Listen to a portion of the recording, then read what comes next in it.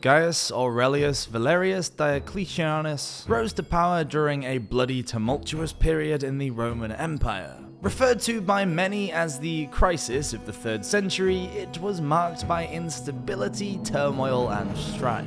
The emperor's 21-year reign from 284 AD to 305 AD was distinguished by both efficient and significant reforms aimed at stabilising the near-anarchic empire. These were politically, militarily, and economically successful. His empire enveloped much of modern-day Europe, including Britannia, Gaul, Hispania, Hellas, and Anatolia, as well as Aegyptus, Numidia, Cyrenaica and Mauretania in Africa, and Judea, Syria, Arabia, Petraea and Phoenicia in Asia.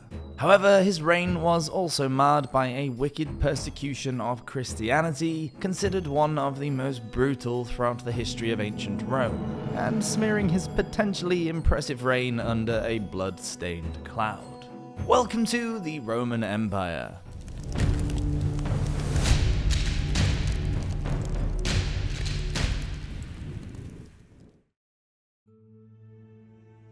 Diocles.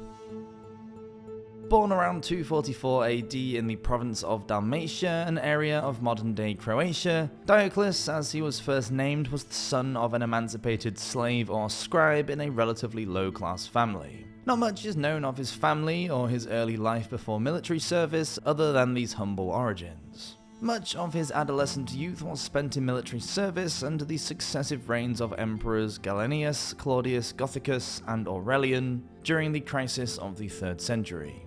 The Roman military machine recruited youths into their ranks from as young as 14 to 17 years old for a minimum of 25 years service in the legion. As a fresh recruit, Diocletian would have sworn a sacramentum or legionary's oath and thus a commitment to serve. After that, medical discharge, retirement, or death in service were the only honourable means of escape.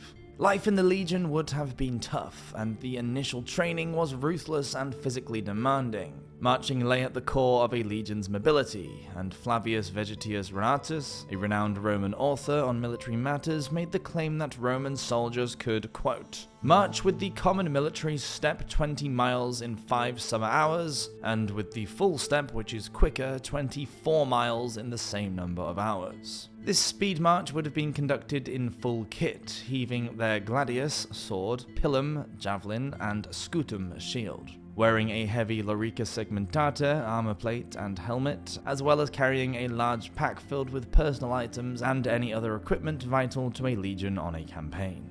Physical fitness was key to a legionary's training. Running, leaping ditches, and swimming are all aspects of recruit training covered by Renatus in his most famous writing, The Military Institutions of the Romans. This was further reinforced with weapons handling, initially a wooden sword or rudus, which would be issued to the recruit to learn proper grip, stance, footwork, agility, and striking or parrying techniques. Once this was proven, the recruits would train against a pallus, a large wooden stake set upright in the ground, capable of withstanding heavy blows and sword strikes. Once these fundamentals had been established, the recruits would then spar against each other and against experienced veteran legionaries, with the rudis used in combination with the scutum. Extensive training would have been conducted at an individual level, right on through to small unit and platoon-sized tactics in large field exercises.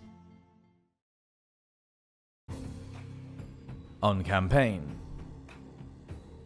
Diocletian rose rapidly through the ranks of the Roman army, establishing himself in several key military positions over a relatively short period.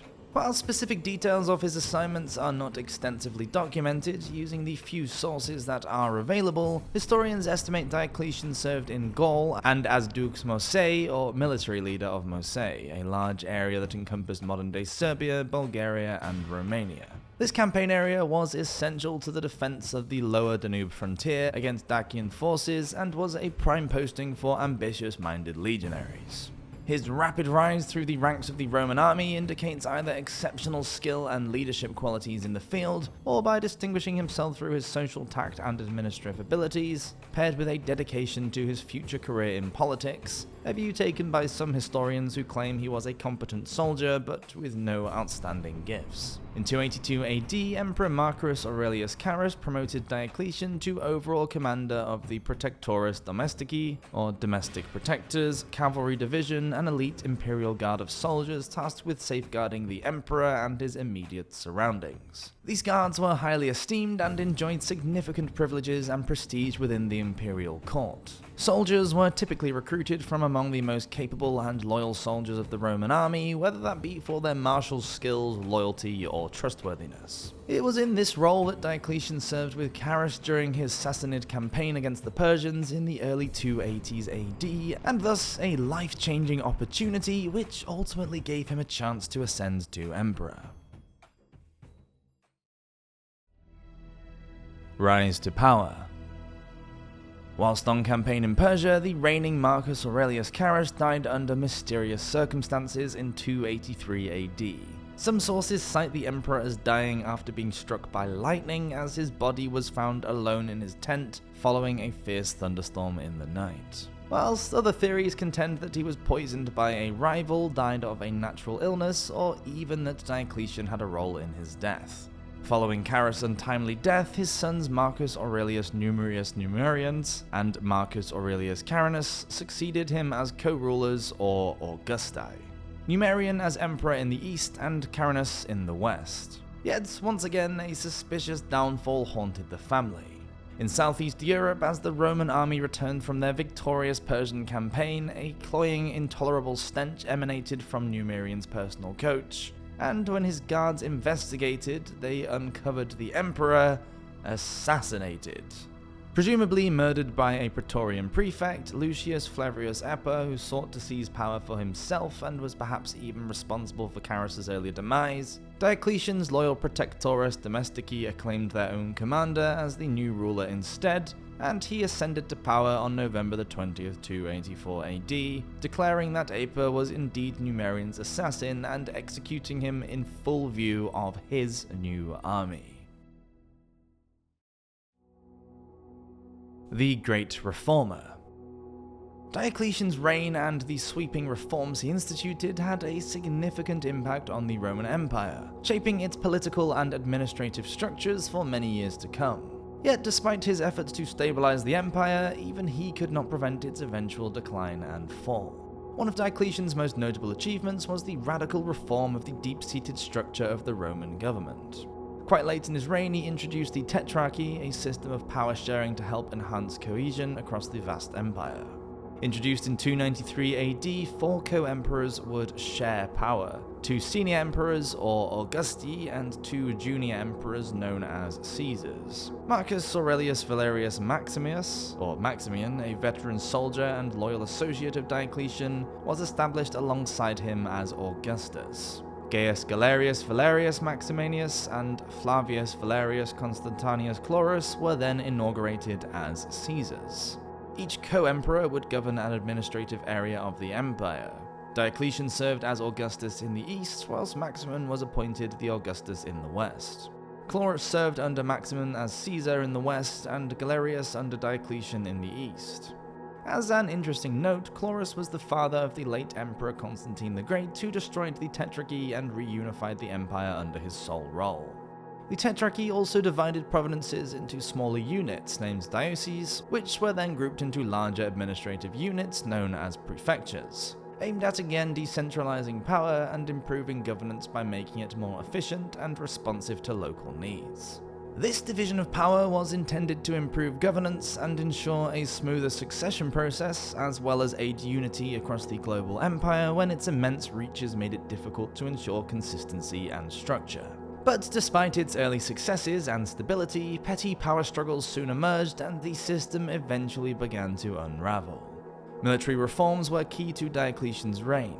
He expanded the Roman army and diversified its legions by introducing recruitment in the frontier provinces and other lesser-known regions of the empire, including even integrating barbarian tribes known as foederati, or allied troops.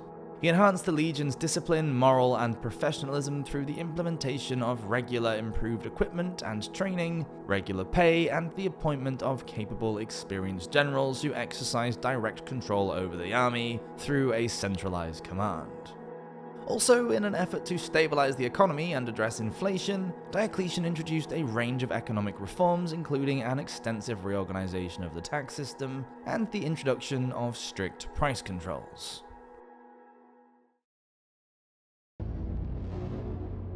Persecution of Christianity. Okay, so far it would seem difficult to find flaws in Diocletian's reign. A soldier of humble origin who proved himself worthy of successive promotion to an elite outfit, was elected by his loyal men to ascend to emperor and hence introduced a whole scope of popular reforms, yet a shocking oppression of religion shuns his triumph.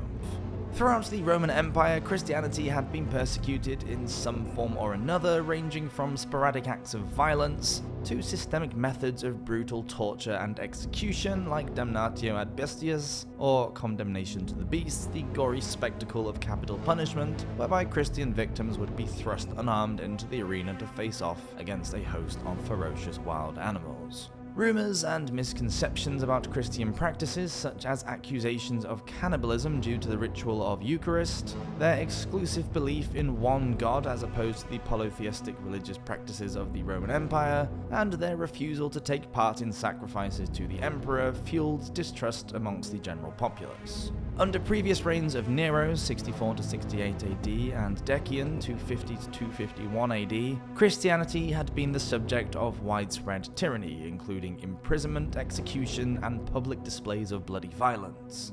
But under Diocletian, it would be amplified tenfold.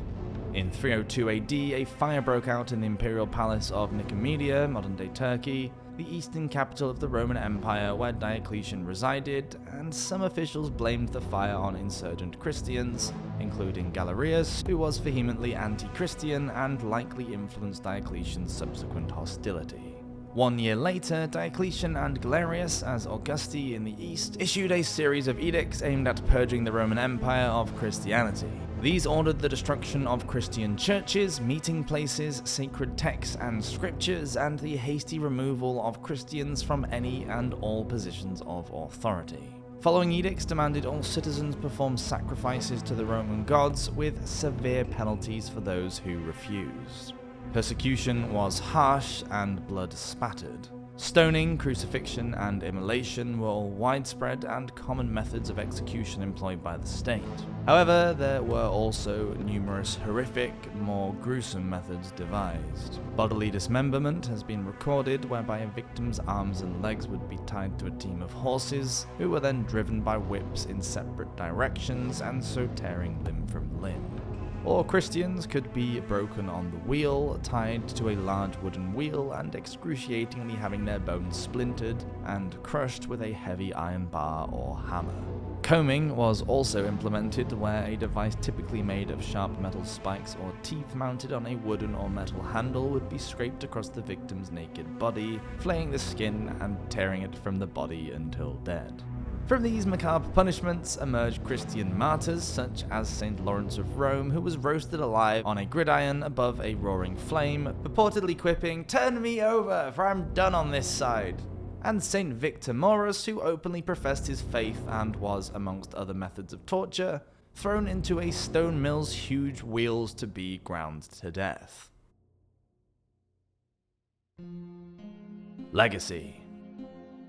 And so Diocletian's reign ended in 305 AD when he unexpectedly abdicated and returned home to his palace in Dalmatia, opening the stage for the eventual ascension of Constantine the Great. His rule was marked by both significant reforms that brought stability and clarity following the crisis of the 3rd century, and the introduction of a radical new system of rule to the empire. Yet, it was also blotted by his tyrannical campaign against Christianity and the systematic torment of its followers, leading us to question just how he could sleep so well in his palace built on an empire of unbridled bloody oppression. Thank you so much for watching this episode of the Roman Empire. If you enjoyed it, then please do subscribe to the channel as we release a new video every Friday. Until next week, cheers!